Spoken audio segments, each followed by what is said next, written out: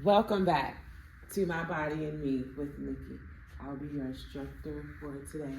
So for today's videos, we will be discussing checking for responsiveness, compressions, and delivering breaths properly.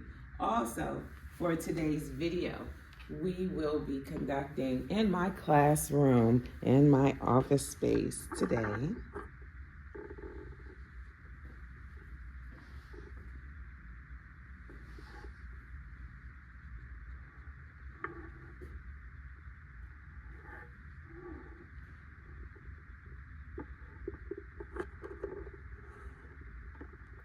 so let's get to it. All right, so we're ready. Okay, so quick question for you all. Has anyone ever performed CPR before in real life? No, me neither. I never had to. I'm happy we know what to do just in case, right?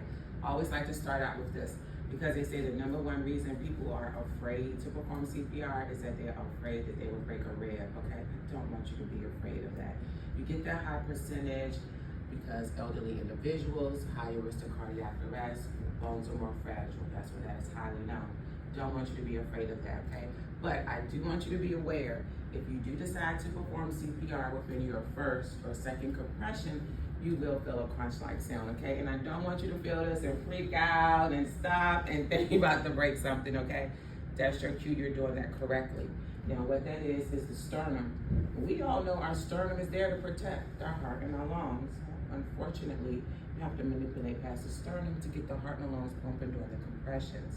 So that sound is the sternum adjusting to the compressions. That's what you want.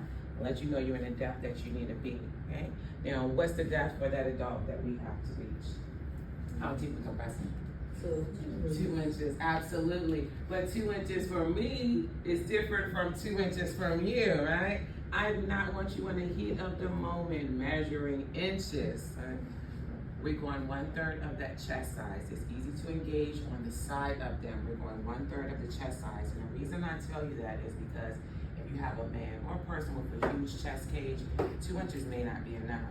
If you have a petite lady, 2 inches could be too much. So we're going to adjust that accordingly to the chest size, okay? Now, anyone remember the rate we're compressing? What's the rate we're compressing? That 100, 120, giving us that 1 and 2 and 3, trying to mimic the rhythm of the heartbeat for our compressions, okay? Now, hand positioning is like this. Keep the elbows locked. You don't want to get that pumping motion going on. You will wear yourself out very quickly, okay?